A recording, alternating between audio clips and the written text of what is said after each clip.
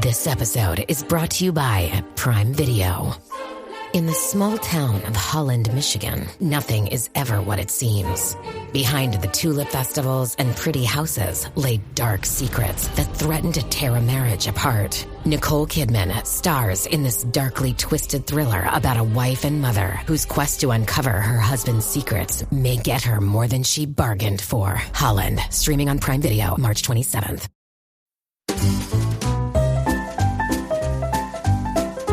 You're listening to the Animation Addicts Podcast, episode 149, Cars 3, Tixar. Get it? Tixar? It's the Pixar studio for Bug's Life World? Never been.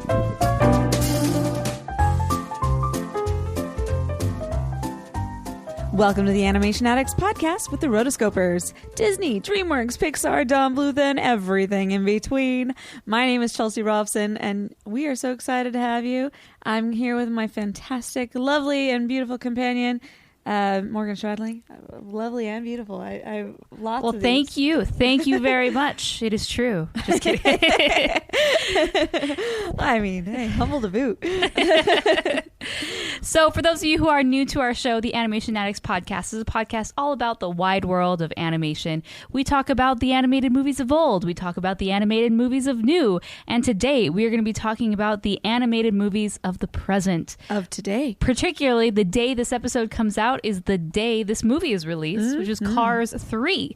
Chelsea and I, as part of the podcast, one of our special little perks, which I appreciate very much, I really appreciate is that we're considered press. I don't know how we tricked them into thinking that, but we did it. And we get to go to the press screenings here in the Phoenix area. They have these all around, if you're in the United States, all around the country, all around the big cities. So that way the press of those local outlets can see the movie ahead of time, write their review, or podcast their review, or YouTube their review, so on and so forth, to share with the wide world out there. So that's what we're doing for you. We are doing our duty as press. Yes. It is a duty that we are sworn to fulfill. Sometimes it's harder than others. I will say that. I know. That's the one thing. People are like, oh, it's so cool. You get to see the movies early. I'm like, yes, but I have to write a review after. Yeah. And I like writing reviews, but sometimes, you see these movies sometimes 2 weeks before they come out and you just forget. Or, just live your life. And then next thing you know, it's Friday morning when the movie comes out. You're like, don't. Gotta do that. Okay, quick. So it is better to do these things right away. Chelsea and I, initially, we got out of the screening, and for the first time ever, we were going to do a roto first. We were going to just hop in our car, open up the back trunk, and just look out at the stars and record the episode. We had some technical scheduling difficulties that prevented that, so it is a new day, and here we are. So let's just jump right into it.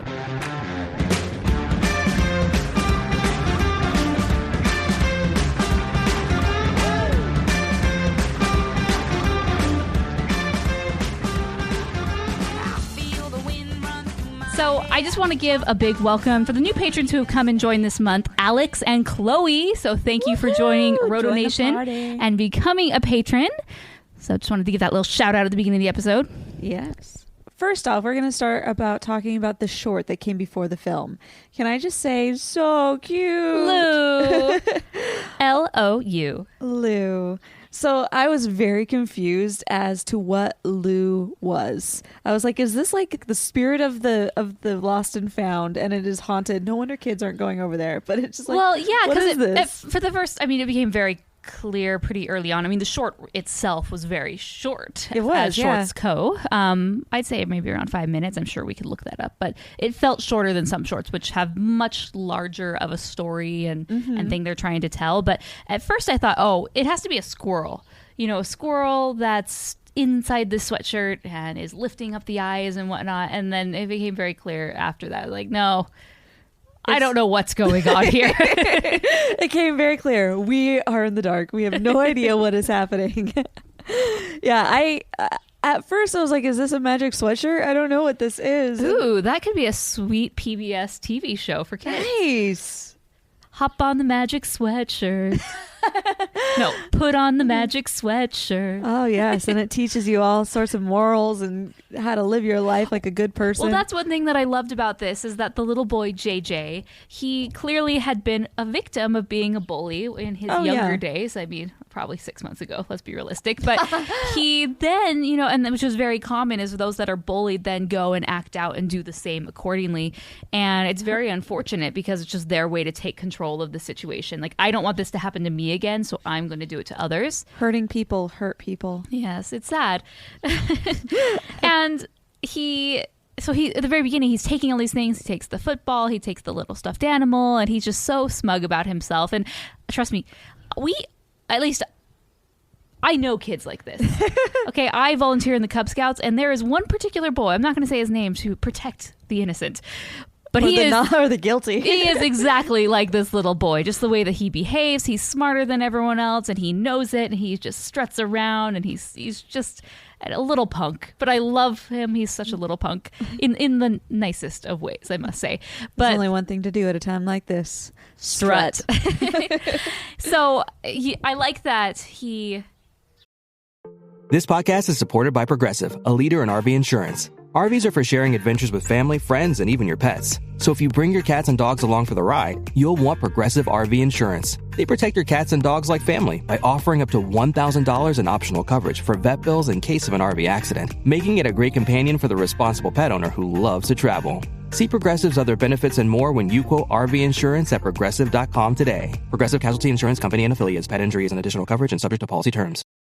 He learned his lesson. He learns his lesson. Yeah, the magic sweatshirt, as I guess I'm going to dub it, just says, okay, you know what? I have a job for you. And so he says, no, if you want your teddy bear, which has been lost forever. And can we talk about this, seemingly insurmountable just box that's so overwhelmingly large that kids are like, it's too deep down there. I don't even want to search. It's like, really, there aren't that many things in here. If you guys would have just spent like 5 minutes digging around, you would have found your football, your skateboard, your stuffed animal. But no, it's just the abyss. Don't touch it. It's haunted, Morgan. Well, the magic sweatshirt scares kids. I did forget about that. Yes, that is quite horrifying. So, but yeah, so he sees, oh wow, my teddy bear's in there, and the sweatshirt says, and says, okay, you have to go do good. You have to go do some good before I can give this back to you. And it's funny because initially he does this very begrudgingly, like, fine, I guess you can have your scraper back. Here's football. There's no words, obviously. But then at the very end, he's just like eager, like more. Right, because he sees all the reactions of kids as they, like, how much joy you can get from serving others and like giving joy. Yes, gives you joy. Yeah, and then there's no more. And even Lou himself has been given away, which the girl who ends up with that sweater, I'm like, ooh, be careful, watch out, it's haunted. But eventually, in the end of the day, he does get his little teddy bear back, and it's so cute. And then this whole cycle probably starts all over again, probably the next school day when everything gets lost again and the bin gets filled back up. That's very understandable. Yes, and probably common for children. Yes, things are constantly getting lost. But overall, and at the very end, they kind of they zoom in on the letters that are missing, L-O-U. And I loved it. It was very cute. It was sweet. It was very Pixar. Yeah. And it was just the perfect little, it had nothing to do with cars in any way, but shorts don't necessarily have to align. They did announce that there is a new Olaf short that's going to be playing in front of Coco. And I'm like, those are two totally different things. So they don't necessarily have to and be in the same range. And most of the time they're not. So what were your final thoughts about Lou? Let's talk about the art style right now. The thing that Pixar is doing so well is combining like cartoony characters with real life settings. So you have these kids that you can tell obviously they are cartoon kids, but if you look at that box, if you look at that playground, everything about that just seems so real. Mm-hmm. And normally that would give you the really uncanny feeling of like, what is going on here? Like two different worlds. Yeah. But I felt like they've kind of perfected the way of turning these obviously inanimate objects or into real things. Mm-hmm. And then I was so impressed with what they're coming up with and how they're doing this and blending the two, photorealism plus cartoonism. Yeah. Pixar always does delight when it comes to their shorts. Yes, true. So, okay, well, on to the main event. Off to the theater. To the races. Get ready for what's coming. Jackson Storm is part of the next generation of high-tech racers. A rookie sensation. Jackson Storm. Jackson Storm. Jackson Storm's in a class of his own. Hey, champ. You had a good run. You have no idea what a pleasure it is for me to finally beat you. Did you say meet or beat? I think you heard me. Enjoy your retirement!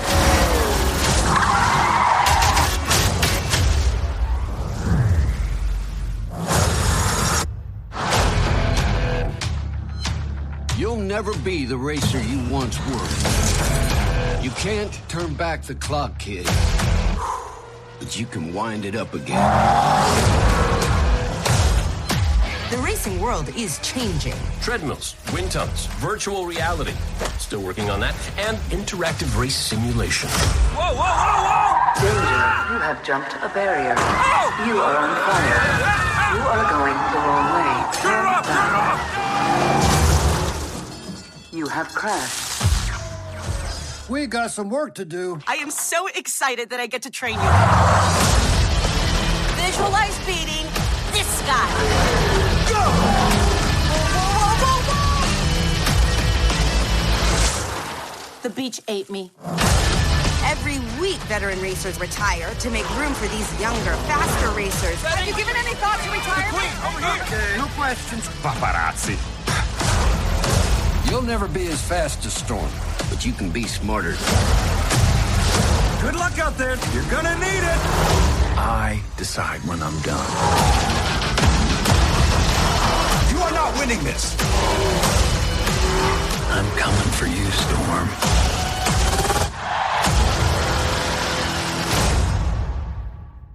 I'm just going to spoil it right here, right now. The PC gave us computing power at home, the internet connected us, and mobile let us do it pretty much anywhere. Now generative AI lets us communicate with technology in our own language using our own senses. But figuring it all out when you're living through it is a totally different story. Welcome to Leading the Shift, a new podcast from Microsoft Azure. I'm your host, Susan Ettlinger. In each episode, leaders will share what they're learning to help you navigate all this change with confidence. Please join us. Listen and subscribe wherever you get your podcasts. I was blown away, and I actually liked this movie. I actually liked it. He likes it.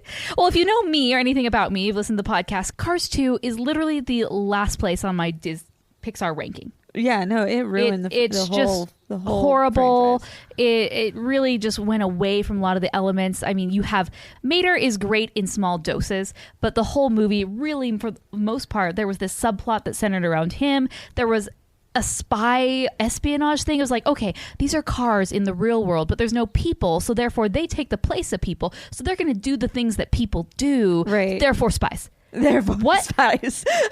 That escalated really quickly. It just didn't work. It was really bizarre. I feel in Cars 3 they went back to the basics of what they knew worked. Like, these are still cars for the most part. They live in this real world, yes, but like cars are their world. Okay, yeah. So racing is a big thing. Demolition derby is a big thing. Like changing your tires is a big thing. Spies, no. Bars and grills. Yes, exactly. Like, let's stick with the car puns and just things, drinking oil and drip pans and things like that. Okay, those are great. All these other ancillary things like Mater eating wasabi, not so great. Right. And so that's one thing that I initially noticed. This is Mater was there, but he was not there in the fact that he had little bits and pieces. He arrived, he did his little comedic number. Typically it was away from everyone else. It was just him kind of in his little junkyard. Right. But they knew his place and they kept him there instead of bringing him to the forefront. I think that's why the second movie really just suffered, is because they were like, oh, Mater, he's hilarious. We love him. We got to have more Mater. Right. No, you don't. And they learned that. And so I think that was a really great thing that they did in this movie. You mean that they basically forgot that Cars 2 existed and didn't acknowledge any of the spy espionage at all? Exactly. That was the best part about it, I thought, too. Because it was just like, it really does take the first movie and it turns it upon itself, comes full circle, and it just skips over the second one. It's like, let's just not go down that road, which is amazing because first off, I want to talk about the director of this. So the director's name is Brian Fee, and he actually got his start working as an assistant storyboard artist on the first Cars. Like, that was his first movie that he did with Pixar. And I just think that's so cool to go from, your very first project as an assistant, whatever, anything, to the director in just 11 years. I was yeah. And I mean, awesome. Cars came out in 2006. I'm sure he was working on Cars for probably 3 or 4 years previous to that. So probably his Pixar career is probably like 15 years. But hey, going from an assistant, like you said, assistant ... to director in 15 years is pretty impressive, especially considering a lot of the directors are typically pulled from, well, not necessarily Pixar, but I feel a lot in other animation studios, but typically they come from the animation pool. Right. Like Lee Unkrich, he was the editor of Toy Story, and so, coming from that, but I like that Tixar. Yep, that's the animation studio in the Bugs Life universe. Yeah. No, you didn't get it. No. Tix. Oh. Get it. Choo-choo. Okay, moving on. I'm so proud of it. I was like, I'm becoming a mini Mason, and I'm not becoming a mini Mason. Okay, back to your. Okay, so that's one thing that I love about Pixar is that they really do take chances on their talent and give people the opportunity to direct and whatnot. And he was on Cars, he was on Cars 2, so he really does know this franchise. And he was under the tutelage of John Lasseter, who was the director of both of those films. So not only does he understand this world, but he understands John and his vision for these characters. Yeah. And then obviously has worked with John, as John being the executive producer on this film. Just overall, I'm just very happy for him. I love to see newcomers. And I love to see newcomers do very well. And Cars 3, I would consider a success. I did too. I thought that the movie was very, very clean in the fact that it didn't focus on any ancillary characters that weren't needed. And it just stuck with the message of the film, which was, to me, going from accepting who you are in your age, and also turning that around and becoming never wasting your chance. No matter how old you are, no matter what stage of life you're in, never waste your chance. Yeah, that's never the end. It may be the end of one chapter, but a new chapter is starting and you have the opportunity to be the best at whatever that is. Okay, so Cars 3. Let's be honest here, where this is very much similar to the original Cars premise in a way, where it has Lightning McQueen. He's at the top of his game. Something happens that causes him to falter a little bit. He needs to go on this journey, rediscover himself, roundabout, to basically discover himself, to get better, to train, to connect with something that he hadn't connected with before, to return to the racetrack and to conquer. Now, even though those are kind of more or less the same plot points, the way that they go about it is completely different, where I don't feel that this is rehashing of the original at all. No. Because I loved that they went back to racing. And I say go back to racing, yes, there was racing in the second movie. It was, this international Grand Prix, but it just felt different. I don't know. It just, to me, the racing really was a backseat to the environmental, fossil fuels are bad, espionage storyline. Right. So I liked that this was really focused on him, and because he really is the star. And I think that's another thing they learned, is that Mater is not the star, Sally is not the star, although they don't ever seem to care about Sally more than anything in the second or third movie, which, tangent, I'm okay with. I really don't think she's that compelling of a character. She had her place in the first one, but part of me in this movie was like, I don't know if Sally's right for you. I would be okay with Lightning getting a new girlfriend. Is that so wrong? That would be pretty cool in an animated film. It's you know what? We broke up. It didn't work out. But I'm a new girl now. We're moving on. No. But that would take away from away from the things that made this movie great. Yeah, it's not what the movie's about. It's dating life. Cars 4, Toy Story 4 supposedly is a romantic comedy of nature. So of course Cars 4, obviously. Before we go into this, let's dive into the trailer. Yes.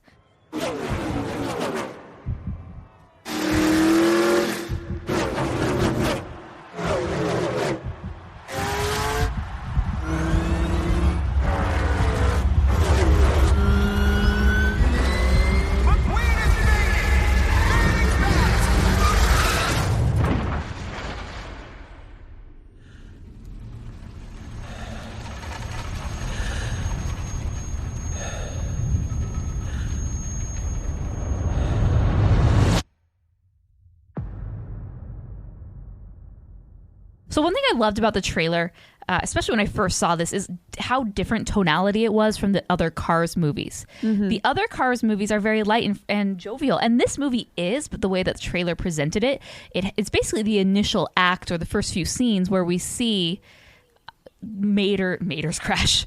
Oh dear. Where we see Lightning McQueen's crash. Right. And it's so realistic and it's so gritty and dark that it makes you think like, whoa. What's happening? What is this going to be? This is going to be so dark. And what was funny is around that same time when it came out, everyone's thinking, oh my goodness, this movie is too dark. We probably shouldn't take our kids. It's going to be too dark and too gritty. I don't know. And it like got all the critics like, ooh. Yeah. Now this is my type of Cars. So parents were like, ah, and critics, that's the thing. Like there's that one scene where I guess it gets really intense, but it's nothing like the trailer sort of portrayed. Oh, no. It's still the Cars you know and love. It's just, bad stuff happens to good people. Este episodio es presentado por Honda. Descubra la nueva Honda Passport Trail Sport Todoterreno. La Passport más todoterreno que Honda haya imaginado jamás. Esta Passport cuenta con mayor altura al suelo, barras de techo en todas sus versiones y neumáticas especialmente diseñados para cualquier terreno. Además, disfruta todos tus viajes con el control de clima de 3 zonas, techo panorámico y opciones como asientos delanteros con calefacción y ventilación. Conoce más en honda.com/passport. Okay, so the movie starts off and Lightning is at the top of his game. And what I love about this is he's not necessarily winning every single race, but he's having a great time doing it. He's winning some, he's not winning some. He's winning most, he's a great competitor and really good sportsmanship. He'd become friends with all the other racers. Yeah, where it wasn't this rivalry anymore. It was like, no, we're in this together. This is our jobs. We're buddies and pals, and we're cordial to each other in the way that we're buds almost. And I liked that. It shows how he, in this time, had really matured as a character. And we do see his maturation happen a lot in this movie, especially in the end where he, spoiler alert, he really passes the crown on to like the new generation, which is... And he's okay with that. Yeah, and he's accepted that. It is no longer about me, me, me. It's about others, others, others, which ties into the short at the very beginning. Yeah. I think that one of the main things that I loved about this movie, it was not just that this movie was focused on him, but it was more focused specifically on his relationship with his coach and mentor. Yeah. And how he turned that around to give that away as well, to become what he loved so and respected so much. Like the very first time that you meet Cruz Ramirez, who is played by Cristela Alonso, you really see how she's a young upstart, but at the same time trying to be this mentor type trainer.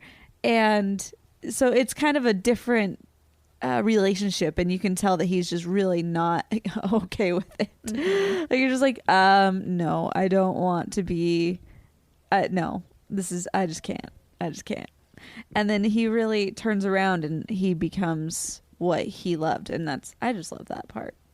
Like you said, that this was about his relationship with Doc Hudson, because I think, I was watching some bonus features or just some interviews and B-roll that they had released, and I'll include that in the show notes. But they were really talking about how there was, even though that story was told in the first movie, there was still so much more. Yeah. And so even though the actor of Doc Hudson, Paul Newman, had died after the first film, they still used they had unused tracks and dialogue that they had recorded. And so they were able to use that in this third film for some of these little flashbacks or not really dream sequences, but, there'd be a part where he'd be staring off and all of a sudden there'd be a vision of Doc right there. So I thought that was really cool. And I liked that they brought him back. They had Smokey, who was sort of Doc's trainer in a way, and Doc... And he didn't really become Lightning's trainer. There really wasn't that relationship there, but it all sort of came together. Yeah. I mean, he didn't have that same like mentor relationship with Smokey that he did with Doc, is what I mean. Like obviously Smokey did train him and help him, but I think his main purpose was to help Lightning realize the relationship of being a mentor is almost is good, if not better, than being the racer. Yeah. And made him realize that it was okay to transition from being the guy to being the mentor. Mm-hmm. Yeah, so, we see that scene, which we talked about in the trailer, where Lightning crashes, and it really throws him for a loop where for basically 4 months, he just chills in his garage, hanging out, probably eating Cheetos, just vegging, watching old videos of Doc, because Doc is, to him and many others, the greatest racer ever. And he's just kind of in pity and self-loathing. Yeah. He's just hanging out in his primer, which could be equivalent to your underwear all day long. That's funny. Well, and he also the as he's there, you can just see that he's really resonating with the fact that they told Doc that he was done, and Doc didn't have the choice to say no. I'm going to come back, and so he's like, no, that is not going to be me. He's still in that moment of, I'm still the racer. I'm still the guy. Yes, I choose. Yeah. Which, I do think is very important. When you have so much ownership on when your game ends and when whatever you're doing in life, when it's up to you, there's so much more closure and satisfaction rather than when the door is just shut on you and they're said, no, you're fired, you're done, whatever. And we do see Sally there and then Mater, of course, and he says, use your lawyerly powers of persuasion. Did they work? Did it work? He had some great little moments and it was perfect. Yeah. I didn't get annoyed with him. No, yeah. Just enough to make you be like, oh yeah, you do have funny moments, and then not to overdo it. So he says, okay, I'm back, guys. I'm going to do this again. Does he go back to do a race, or does he go to his... He decides that he wants to continue racing, and so he goes back to Rusty's. Oh, yes, Rusty's Racing Center. Oh, yes. And I'm sitting here, and I'm like, whoa, you guys clearly have a lot of money. Because I just see their headquarters, and I'm like, based on your outward appearance, you do not show it, which is great. You're very humble. But then we realized very quickly that they basically cashed out. They sold out. Like, what? The thing is, I'm looking at the one car, and he's got like grass growing. It's on like him. matted carpet, and what is this? It's creepy, scary. Yeah. Oh, but yeah, no, they're living the high life now. Like, sweet. Well, and they phrase it, or they position it as, we did this for you. We want you to have all this. Want you to have the best world class. Well, and we actually totally skip over the fact that what happens is in his last race where he got hurt, it's because there's all these new up and coming racers that are the greatest and the best, and they're training on simulators, and they have the most aerodynamic shapes and body, and it's just, this is always going to be the way. There always is going to be a new generation that's better and greater and has different things, and the older generation that was very successful in their prime, they kind of want to stick to what they know. Right. There's really this sense of not wanting to adapt because it's like, oh, I don't need that. Right. And we do see that from Lightning, where he has sort of that mentality of like, no, this has worked for me. I'm good. Give me on the grass. Give me on the dirt. Yeah. Get my tires dirty. Yeah. Well, everyone else is like, no, you don't need that. You can get all the training you need on the simulator and on going 5 miles an hour on a treadmill. You have hit a wall. This is where we meet Cruz, and she's this, also one of these up and coming, but she's not necessarily like, her body is kind of like a mix between Lightning and then the new style. Yeah. She's not mid-ground. Mm-hmm. And we see her very well. He's like, wow, what racer is that? And he's like, oh, that's not a racer. That's a trainer. Uh-huh. Well, and we meet Sterling, who is the new CEO and basically in charge. And I'm going to turn you into a star, right? You're going to be, she's going to be your trainer. And all about the brand. Yes. Well, the brand comes a little later as his backup plan when he realizes the training isn't really going that well. Right. And, okay, so our backup is... turn you into the mud flat king. Yes. Very much like Ratatouille with like corn puppies. Yeah. Gusteau's burrito line. Right. Which Lightning is not happy about. And initially, speaking of Cruz, she's a female trainer. I thought initially, I was like, man, you think this is 2017. You think some of these new up and coming racers that we see that are competing against Lightning would be female, and none of them in that initial group of newbies seemed to be female, and I was like, oh, that's sort of disappointing. But it all came around where the trainer ultimately becomes the new up and coming racer and is a female. And I'm not one, trust me, I am not one to just put women just because, like, oh, we have to have exactly equal number of women and men in this film. Like, I see why people would say that. At the same time, I want the story to tell the story, and use the best mix as needed. But I really did like that it was kind of the surprise ending on a multiple ways, where she's a female trainer and then she's the female racer who's ultimately the winner. Well, and as far as going with the female thing, like, you do meet one of the old guard female people, and she's like, well, he didn't like fast women, so I was out. Yeah, it reminds me of the very first woman who basically competed in a marathon where she had to sneak in because women literally, they did not think women's bodies could handle running a marathon, so they would not let him race amongst a variety of reasons. But she just sneaks in at the finish line.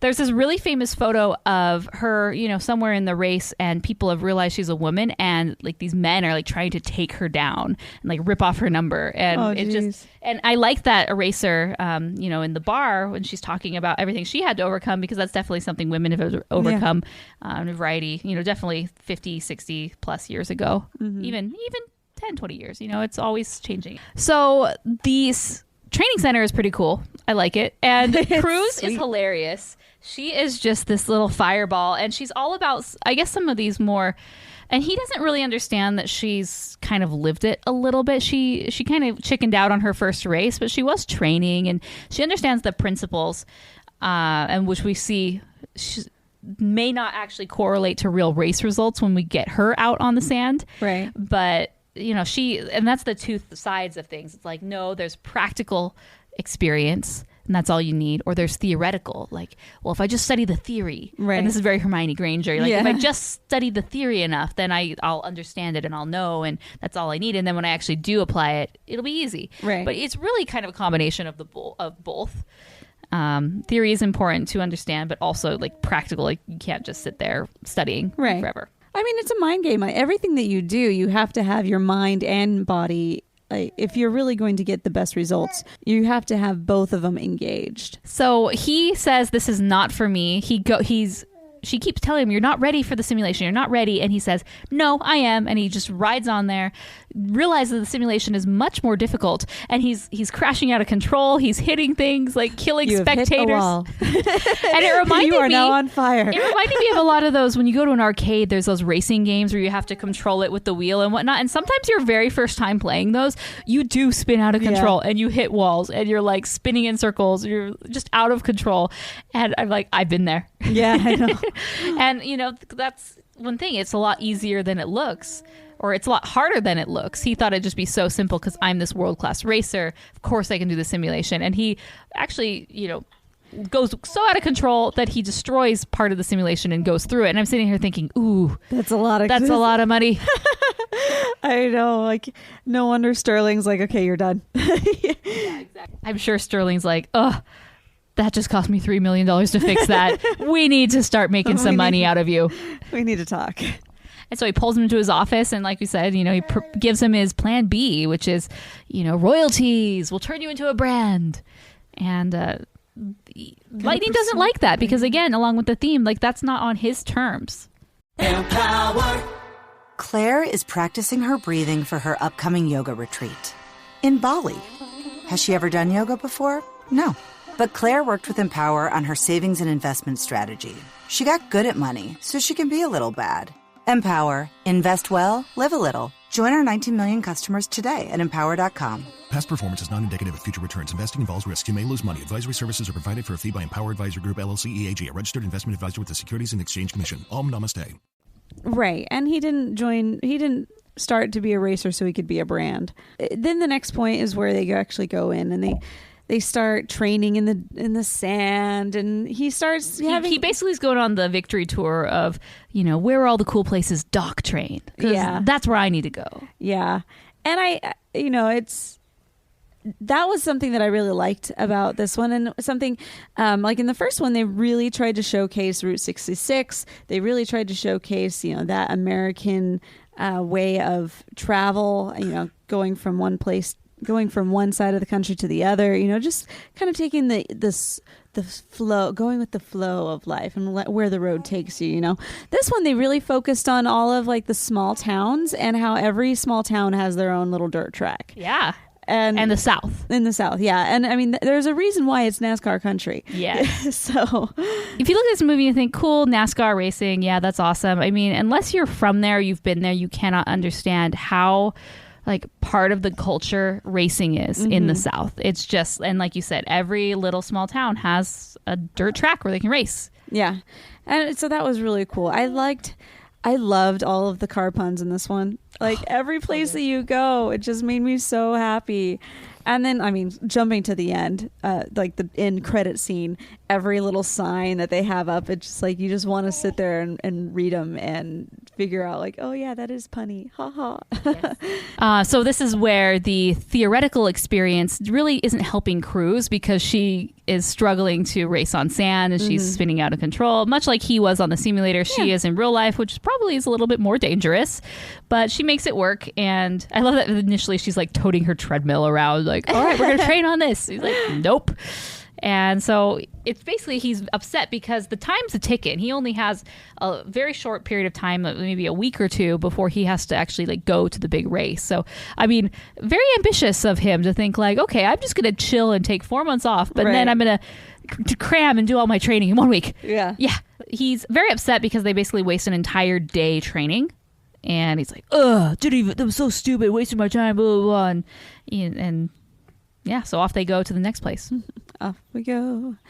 Well, this is where they actually like, oh, we'll go to that Soldier's Hollow. Uh-oh. Oh, man. Okay, Brad Paisley did the music for this, which made me so happy. He's done a lot of, anytime that they go into the country field, like Disney, Pixar always grabs him, and I'm like, thank you. I love Brad. I heart Brad. Brad's awesome.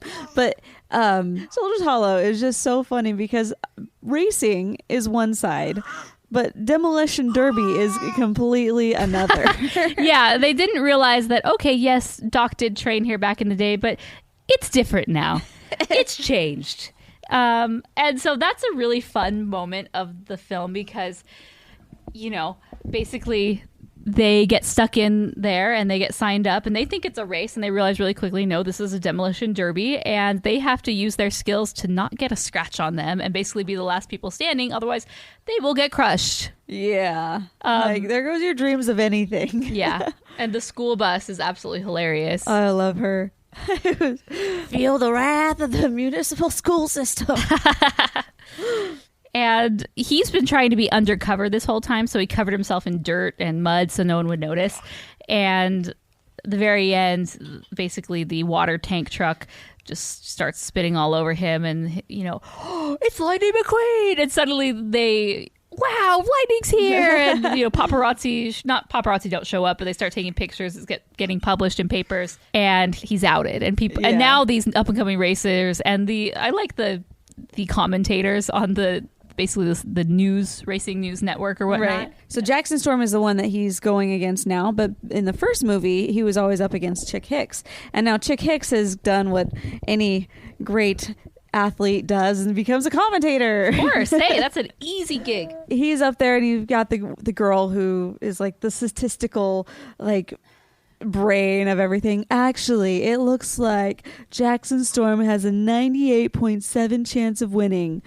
Lightning McQueen 1.2. Oh yeah, they're really painting the picture that this is going to be hard for him to overcome. Yeah, it's just funny their interactions between each other. I was like, that's a good pairing right there. So now they go to the very last place before he's going to race officially, and it's the place where Doc won his first race. He's got to find somebody that he has respect for, even though at this point he's already had his little fight with Ramirez. And so you can see how she is like, dejected. that was very important because he's like, you're not even a racer. Right. And it like one more time to quote, put her in her place. Yes. And so you can just see how she's seen this everybody tells her this. Yeah. And she has a good point. She's like, do you think that I wanted to be a trainer? Do you think that this was my goal in life? And you think about it, like a lot of people, some, but not always, don't like, it's the old adage, those who can't do teach, right? And that's really what happened to her. And I think with a lot of people that you can become a fabulous, incredible coach, but usually it's because either you're done, with your career, or you couldn't quite make it yourself, but you understand the principles. Right. You just don't have the physical ability if we're talking sports and whatnot. Right. But for her, it wasn't the fact that she didn't have a physical ability. It was the fact that she just didn't believe it. She just didn't have the gumption to get out there. Yeah. And she asks him, she's like, did you ever, when your first race, like, how did you overcome that? And he's like, it's funny because it just shows like people have different personalities and things that really motivated him. He's like, it never was an option. Like, I just knew that I was going to do it. I never thought I could. And that wasn't his trial, but it was hers. Right. And it helps him understand her better, and they do make up, and then they go to this last place. Right. Well, before that, I just want to say how cute it was, how she was just like looking at her trophy. She's like, look at it. I mean, it's so shiny, and just like, I mean, I know that you have lots of these, but I mean, this is cool. I just still can't believe I won. It's just so yeah. It was really cute. I thought she had a great personality. Yeah. Like we've been talking about, he meets the other racers and they really do adore Doc, and they have all these cool stories to tell. And I just thought it was a cool moment in the bar where they're basically just sitting there around the table, swapping stories, talking, like they're old friends. Right. And it's because they're in the game. Like they understand each other. They totally call him on his crap. It was like, you guys don't mince words, do you? Nope. Like, we're too old to do that.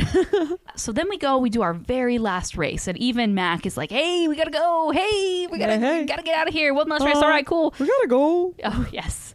Ratzenberger. So they go. Or as we say in our first podcast, John Katzenberger. Now that is a mashup. That is a mashup right there. Well, we go and they finally get to the place, and he's still just like, I am Speed. Am I? I don't even know. He just doesn't even, he really does not have the confidence, because even Cruz beat him in his last little thing. That's the most important thing, is she was kind of supposed to be his pace car.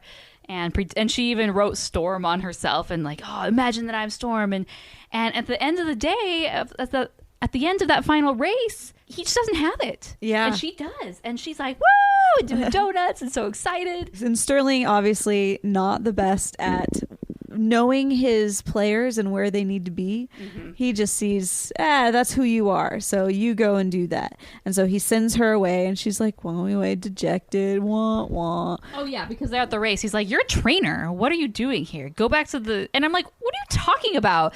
Like... It just doesn't make sense that, okay, I supposedly am training him and I'm not allowed to watch his race. Yeah. Like, I really don't understand the thought process. Like, even in the Kentucky Derby, any sort of sport, usually the trainer watches, the trainee so they can see how they perform, because that's really the most important thing. It's like, has all the training paid off? Let's see. Like, let's look at the footage, and I'm going to watch you, and then we're going to analyze this and talk about it later. So for him to just say, go away... I was like, okay, that was kind of like a cop-out, but... Well, I think, honestly, he was like, I've already given up on Lightning. He's not going to be here next week. We're just going to do the whole brand thing, and then you are going to go and train the next guy. Like, whoever's next on the list, we're going to see who's ready for this. And so go get back there, get ready. Yeah, we need them. Yeah, because you don't need to be here for this. I mean, it really was a twist. I didn't see that coming at all, as far as like, oh, go get her, bring her, take her, have her take my place, and what? Well, yeah, and they do explain it like, oh, well, technically that's the rule. You don't have to have, as long as the number races. And I'm like sitting here thinking, I gotta look that up later. I know. But they wouldn't have put it in if it wasn't true, because they would have gotten so much flack, especially from the NASCAR community. So I guess. But, and it's funny because at the very end, Storm is like, whatever, she's last place. And she's creeping up. Like, she's in the top 10 now. I was like, okay. His eyebrow raises a bit. And wow, she's top 3. You better watch out. Right behind you. You know what? He's such a talented racer that he's so far ahead that he can just basically drop back, chill, be like, hey, what's up? Having a conversation. Let me get in your head for a second. And then speed back up. I'm like, whoa. What? Okay, Seabiscuit. Yeah. Well, and it was really funny, like how he was. afterwards, she's like, I know, he's in my head. No, you are in his head. Like, the fact that he even thought about coming back there to put you in your place, it's like, he definitely that was scared. A great way to spin it. Yeah. Because I think if you look at it at face value, it's the one thing, but he really put a spin on it. It was like, okay, no, you got in his head. Now go and do something about this. Right. And she ride wins his tail and win it. Yeah. And she does it doing the same little trick that Doc did. Oh yeah. At the top. When he's up against the wall. Yep. Boom. You hit a wall. Hey, if this is going to be your basically inaugural race, that's a great way to go out with flair. Yeah. Or to start out with flair, right? Yeah. Start that career. Get everybody looking at you for sure. You did the flip over the main guy to win. Sweet. Okay. And so at the very end, it's like, okay, well, Dynaco, before this race, the guy retired. Yeah. Dynaco has a spot open, and the Dynaco basically CEO, president, owner. I love him. He was so funny. He was like, let's talk billionaire to billionaire. And so he's talking to Sterling, and, we're not quite sure what happens of that. And then later, it comes to fruition that, hey, you know what? Dynaco just bought us out. He was going to try and stop you. And that was one thing, is because technically, since there were two winners to this, then that was the bet, that if I win, I get to end on my own terms, because Sterling this whole time was like, no, even now, like, well, she won, not you. And that wasn't the case. So he's a bit upset. But then, thankfully for this very philanthropic billionaire who just decides, sees the opportunity and buys it out. I'm going to buy Rusty's as well. Yeah, good for him. I mean, let's more and more a monopoly. Yeah, this is going to hurt consumers big time. This helps our heroes. Racing. Yes, it helps Cruise and Lightning, but really, the real losers are everyone else. Okay, they're really going to be hurt. Prices are going to double. Oh yeah, there is no more competition. Nope. Dynaco basically owns the whole thing. It's like By and Large at this point. Yes, exactly. By and Large did have its own raceway. If Pixar you saw that. Theory. Here we go. Yes. This is the start of By and Large. That's true. Just gets renamed. Yeah. And then she's the new racer, and I love just seeing Lightning in his moment where he put on the trainer role during that race, and he kind of took different moments that they had experienced during their training, like find the window, and just using You're a fucking crowd. yes, and all the things that she had tried on him, he then tries back on her, and they work. So I thought it was really cool, and now we get to see, he's in this new phase of life where he's a trainer. Yeah, but not only a trainer, he's also a racer still. He is doing what he said he would do, and it's doing it on his own terms, which honestly I don't think would actually happen. He's probably not going to be racing that many people at this point. No, let's be real. It's more or less over, but it's on his terms. It's on his terms. That's really all that matters. But I don't know, at the end of this film, like, Morgan and I looked at each other and were just like, this was a really good movie. Yeah. It was inspiring. I liked where it was going. It didn't feel slow at places. It didn't feel like a rehashing of the original. Great characters, funny. Music. We didn't even talk about the music, but I loved the music, both the score and the songs that they picked. There were times where I got goosebumps because of the score. Yeah. Randy Newman really did a great job. He always does a good job, though. I mean, he's Randy Newman. All in all, as far as rating it goes, see, the thing is, beforehand, I was looking at anything because we thought that we were going to be doing a review directly after. So I was trying to do all of what was available as far as just what other people have reviewed. And so I was just kind of looking to see what was already out there. And I saw that, like, Rotten Tomatoes, anybody who had seen it and already given their review, it was like at a 71%. I was sad that I was like, okay, going into this, I didn't have, like, it seemed like it would be like a C type, ABC type of a movie. And I was like, okay, but it really wasn't. I'm really surprised that not as many people thought so well of this one as we did. Yeah. I thought about it. I was like, all right, what am I going to give this movie? But I'm going to give it 4.5 stars.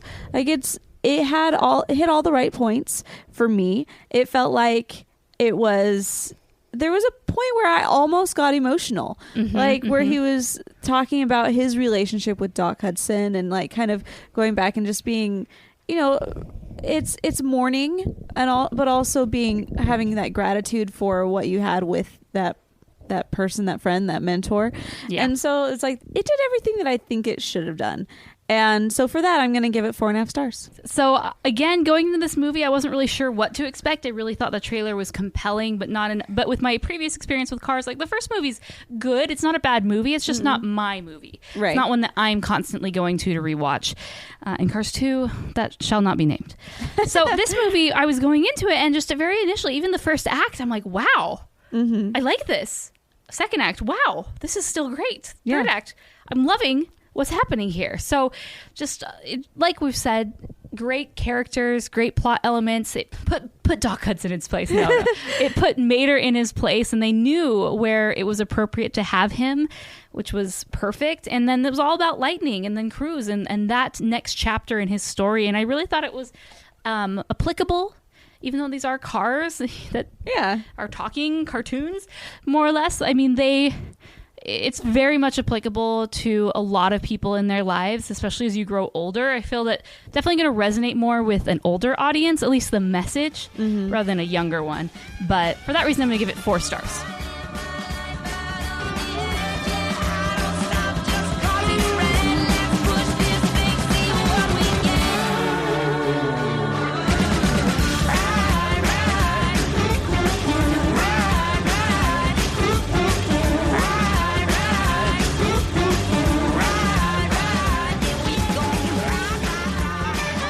All right, guys, let us know what your thoughts are for Cars 3 in the comments of rotoscopers.com/149. Give us your mini reviews. Do you agree, disagree? For the most part, it's been a while since Chelsea and I have been in agreement. Yeah. But hey, we are more or less very positive. Thumbs up on this movie. And again, thanks again to the patrons who made this possible. You know, your support allows us to keep doing this podcast on a consistent basis for you. We actually have had new patrons come along, like we mentioned, Chloe and Alex at the top of the show. Thank you again for being a support, and thank you to the patrons who've come and supported us along the way. I mean, you don't necessarily have to be a patron at a crazy amount. It's just even a $1 helps. Yeah. We do have a goal at our $750 level that we will do the show weekly, which is something that we've always wanted to do, but just due to time constraints and whatnot, it just hasn't really been possible for us. But if we hit that level, then that will allow us to make it happen. Like for me, like I have to get a babysitter now when I podcast. And hey guys, you're paying for babysitting funding basically. And there you go. There you go, right? One really cool about Patreon has actually changed a lot of their features. They actually have a specific RSS feed for each patron. And each patron, when you sign up at whatever level, it knows what level you're at. So that way we can, have specific shows directly to you. And so everybody who signs up, we're doing something new, just seeing how it works out. And so for that $1 level, we are going to be doing a weekly news feed. So one week I'll take it, and the next week Morgan will take it. It'll be a quick news synopsis for the week. So basically taking all from the website, we'll do all the major news reports and then kind of give our takes on it.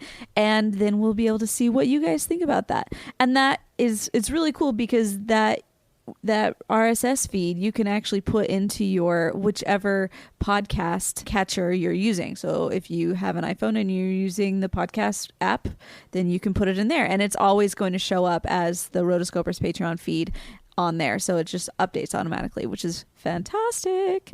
You don't have to open up new things, and it adapts to you. And then for the $5 level, we're going to do a monthly rehashing of a film. So a lot of times people are like, oh, what would you say about this movie if you could redo it again? Like, I know your thoughts have changed. Well, we're actually going to be doing that. And all of the $5 and up patrons will be voting which movies we're going to be doing. So if you sign up for the $1, you get the newsfeed. If you sign up for the $5, you get newsfeed and an extra monthly podcast of us rehashing all of our favorite films. We love each and every one of you, whether you're a patron or not. We started this because Morgan and I just liked being together and talking nerdy things and, inviting you into our nerdy conversations. And so that's why we're here. But as we said before, it does get a little bit difficult as far as like scheduling to be able to do this on a more consistent basis. And every dollar helps to be able to help us do that. Yeah. And to that point, I mean, there was a time where we were considering just stopping the show, you know, kind of around not very long ago, around the 5-year anniversary level. Like that really was going to be our last show. We were going to say, bye guys, happy 5 years. We're done. But it wasn't because we didn't want to do the podcast anymore. It's just because, like we said, life has changed from 5 years and things are a little harder and different. So, you know, the show will always be free. Please, if you cannot afford to be a patron, no big deal. We love you and we are glad that you are listening to the show and sharing it with your friends. That's really the best way that you can support the show. But the support that comes from the patrons really has made a difference these past few months. And we're hoping to, you know, grow it even more. So thanks everybody for joining us for this episode of the Animation Addicts podcast. We love you guys. And until our next episode, which is My Neighbor Totoro, Studio Ghibli. Until next time, we are the Rotoscopers.